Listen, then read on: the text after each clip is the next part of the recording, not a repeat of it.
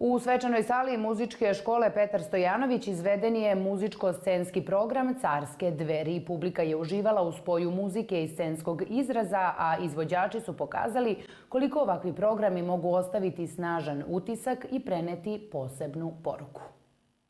U svečanoj sali muzičke škole Petar Stojanović upska publika bila je u prilici da prisustvuje izvođenju muzičko-scenske kantate pod nazivom Carske dveri, umetničkog dela koje je nastalo u okviru projekta podržanog od strane Ministarstva kulture i Ministarstva za brigu o porodici. Reč je o programu koji se bavi jednom važnom i izuzetno osetljivom temom za srpski narod, koji donosi snažnu emocionalnu i kulturnu poruku. Projekat je namenjen, da kažem, obeležavanju godišnjice 30 godina od tragičnog događaja operacije Oluja i stradanja srpskog stanovništva sa teritorije Krajine. Ovim projektom smo hteli samo da predstavimo istoriju i da pokušamo da se prisjetimo tih trenutaka, da ne zaboravimo, naravno, ali da pokušamo da oprostimo i da započnemo jedan nov život uz, da kažem, molitvu, uz blagoslov i uz Gospoda i da živimo u miru.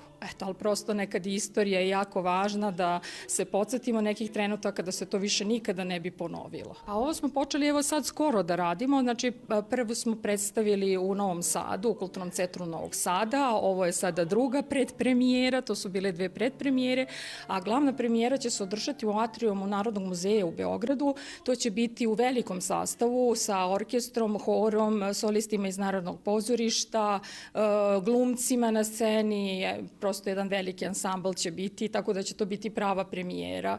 Muzički deo bio je praćen i vizuelnim segmentima, scenama iz različitih perioda ratova koje su dodatno pojačale emocionalni naboj, upotpunile muziku i tekst i doprinele kompletnoj scenskoj atmosferi. Tekst je pisala Milanka Berković uz poveliku podršku pri realizaciji projekta doktora Vlado Batnožića. Njih dvoje su inače bili neposredno učesnici kolone, bili su učesnici tog tragičnog događaja i znači lično su to doživjeli, tako da su preneli sva ta svoje iskustva u svom tom tekstu. Eto, sa njima u saradnji, pošto su oni moji, da kažem, dobri prijatelji, ja sam bila zamoljena da prosto taj tekst pretvorimo i u muziku i eto, prosto sa njima u saradnji smo uradili ovako jedno veliko delo da ostane kao budućnost i kulturna baština za naše buduće generacije. Kantata obuhvata i duhovne i svetovne elemente, a celina je podeljena u 3 dela, odnosno 3 čina, koji zajedno prate razvoj priče i stvaraju snažan umetnički luk. Prvi deo naziv je Jutrenje, drugi deo je naziv Brojanica, treći naziv je Sud zvona.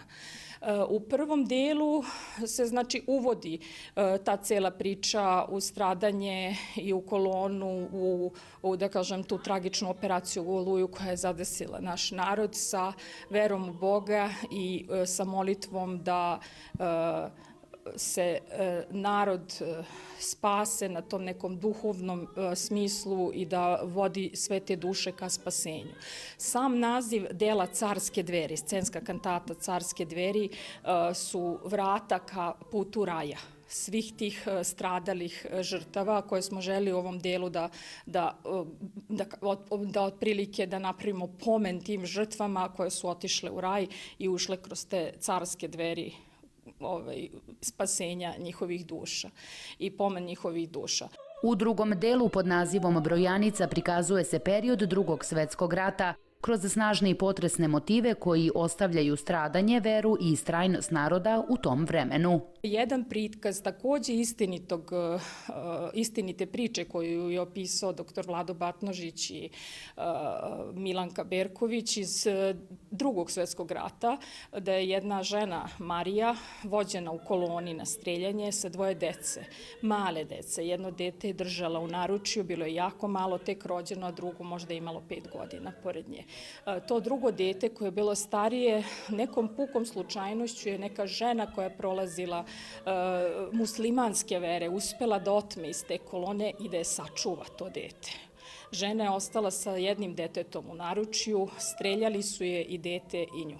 Otac je bio na ratištu, kada je čuo da je celo selo streljano i da je uništeno, mislio da mu je cijela porodica uništena, a onda je kroz život uspeo da dođe do saznanja da mu je preživio jedan sin i da ga je to spasila ta žena muslimanske vere i odgajila.